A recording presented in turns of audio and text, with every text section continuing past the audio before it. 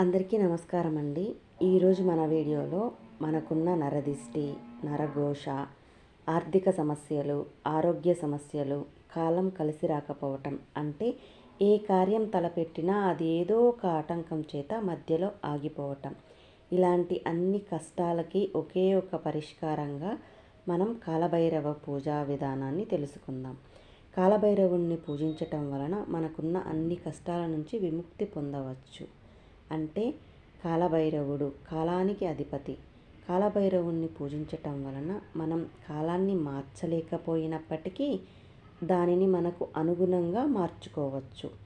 భైరవుడిని మనం కృష్ణపక్ష అష్టమి నాడు పూజించటం వలన ఎన్నో శుభాలు జరుగుతాయి.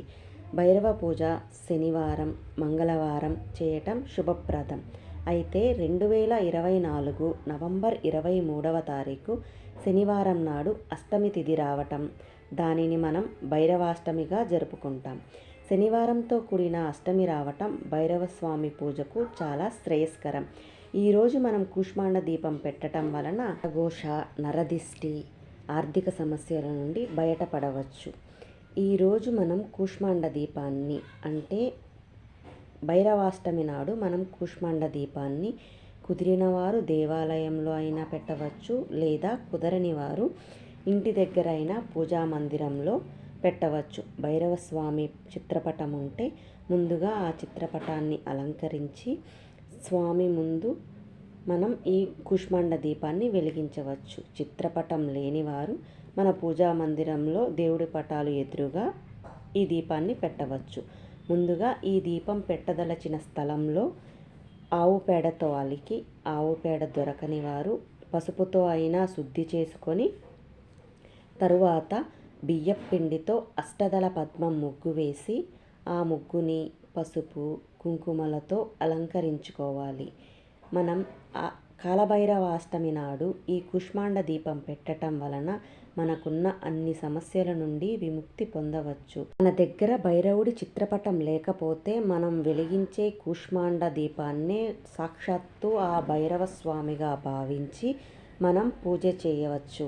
కూష్మాండ దీపాన్నే భైరవ స్వరూపంగా భావించి మన కష్టాలని, ఆర్థిక సమస్యలని, మన బాధలన్నిటినీ చెప్పుకొని మన స్వామికి మన సంకల్పాన్ని చెప్పుకొని పూజ చేయాలి. ఈ పూజకు కూష్మాండ దీపానికి ఒక కూష్మాండం అంటే బూడిద గుమ్మడికాయ, చిన్న సైజు బూడిద గుమ్మడికాయ ఒకదాన్ని తీసుకొని దానిని కట్ చేసి అందులో దీపం పెట్టాలి. ఇక్కడ బూడిద గుమ్మడికాయను కట్ చేసేటప్పుడు ఒక మంత్రం చెప్పాలి. మనకు ఆ మంత్రం రాదు కాబట్టి బూడిద గుమ్మడికాయని 2 చేతుల్లో ఇలా పట్టుకొని, కూష్మాండం దేవి, నేను నిన్ను భైరవ స్వామి పూజ నిమిత్తమై వినియోగిస్తున్నాను, నన్ను అనుగ్రహించు తల్లి. భైరవస్వామి పూజకై కూష్మాండ దీపాన్ని వెలిగిస్తున్నాను, కాపాడు తల్లి, అనుగ్రహించు అని మన సంకల్పం ఆ కూష్మాండానికి చెప్పుకొని నమస్కరించుకొని దానిని 2 ముక్కలుగా కట్ చేసుకోవాలి. 2 ముక్కలుగా కట్ చేసుకున్న తరువాత దాంట్లో మధ్యలో ఉన్న ఆ విత్తనాలన్నిటినీ, గుజ్జుని నెమ్మదిగా తీసేసేయాలి. దీపారాధన చేసుకోవడానికి మనకి దీపారాధన కుందులు ఎలా అయితే ఉంటాయో గుంటగా, అదేవిధంగా మధ్యలో ఉన్న గుజ్జు అంతా తీసేసుకొని దీపారాధన కుంది మాదిరిగా దానిని తయారు చేసుకోవాలి. 2 బూడిద గుమ్మడికాయ ముక్కలలో ఉన్న గుజ్జును తీసేసి దీపారాధన కుందిగా చేసుకున్న తరువాత దానికి పసుపు రాసి పూర్తిగా లోపల బయట పూర్తిగా బూడిద గుమ్మడికాయ ముక్కలకు తెలుపు అనేది కనిపించకుండా ఉండేలా మొత్తం పసుపు రాసుకొని అలంకరించుకోవాలి. మనం ఈ బూడిద గుమ్మడికాయ ముక్కలని కట్ చేసింది మొదలు అలంకరించుకునేంత వరకు ఓం నమో భైరవాయ నమః అనే మంత్రాన్ని కానీ, లేదా ఓం బం భైరవాయ నమః అనే మంత్రాన్ని కానీ, లేదా ఓం భైరవాయ నమః అనే మంత్రాన్ని కానీ స్మరించుకుంటూ గుమ్మడికాయల్ని పూజకు సిద్ధం చేసుకోవాలి. బూడిద గుమ్మడికాయలకి పసుపు రాసి కుంకుమ బొట్లు పెట్టాలి. భైరవాష్టమి నాడు భైరవుడికి ఈ కూష్మాండ దీపాన్ని పెట్టి భైరవ మంత్రాన్ని మనం 108 సార్లు స్మరిస్తే చాలా మంచి జరుగుతుంది. ఈ కూష్మాండ దీపానికి పసుపు రాసి కుంకుమ బొట్లు పెట్టి పూజకు సిద్ధం చేసుకోవాలి. అంటే 2 ముక్కలకి ఇదే విధంగా పసుపు రాసి మనకి నచ్చిన విధంగా కుంకుమ బొట్లు పెట్టి పక్కన పెట్టుకోవాలి.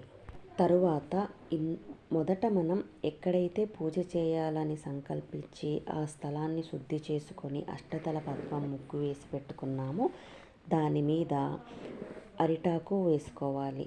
ఇక్కడ నాకు అరిటాకు అవైలబుల్లో ఉంది కాబట్టి నేను అరిటాకు వేశాను.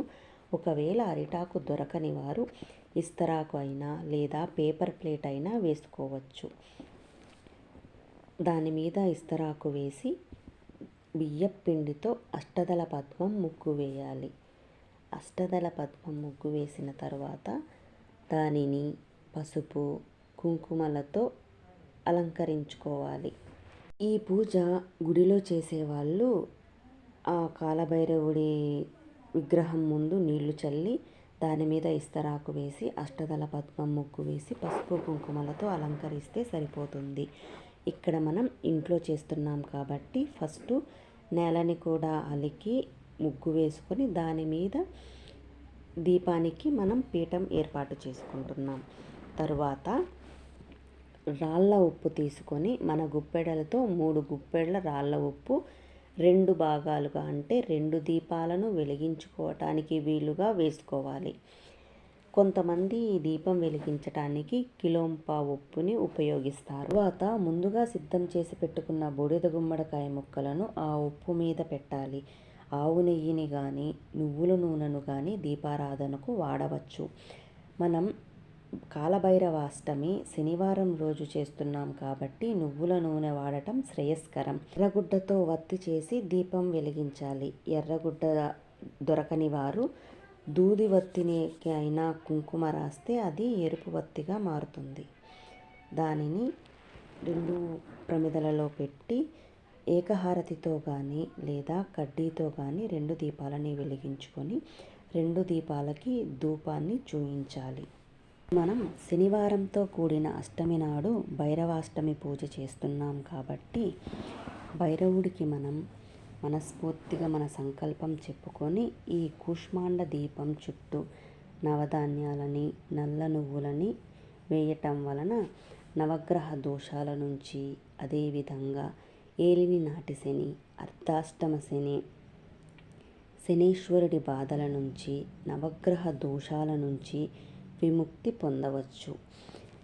ఈ కూష్మాండ దీపం పెట్టడం వలన మనకు అన్ని సకల శుభాలు జరుగుతాయి.